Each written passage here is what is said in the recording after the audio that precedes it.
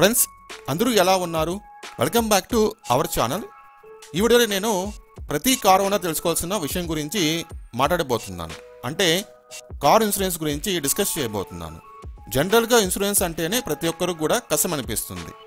మీకు సరిపోయే ఇన్సూరెన్స్ గురించి తెలుసుకుంటే కనుక అంత కష్టమేమి కాదు. ఇన్సూరెన్స్ అంటే ఏంటి?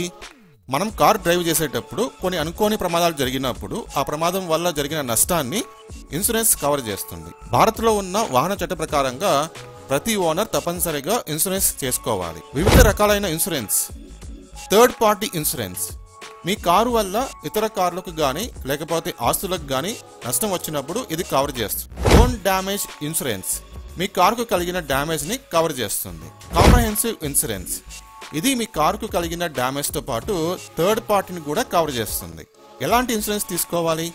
రెగ్యులర్గా మీరు డ్రైవింగ్ చేస్తుంటే కనుక కాంప్రహెన్సివ్ ఇన్సూరెన్స్ తీసుకోవడం మంచిది. బడ్జెట్ తక్కువైతే కనుక థర్డ్ పార్టీ ఇన్సూరెన్స్ తీసుకోండి. ఇన్సూరెన్స్ తీసుకునేటప్పుడు తీసుకోవాల్సిన జాగ్రత్తలు. ఇన్సూరెన్స్ తీసుకునేటప్పుడు ఒక్క ప్రీమియమే కాకుండా కస్టమర్ సర్వీస్ ఎలా ఉంది, కవర్ చేసే మొత్తం ఎంత ఉంది, ఇలా చెక్ చేసుకోండి. కార్ ఇన్సూరెన్స్ తీసుకోవడం ఎలా?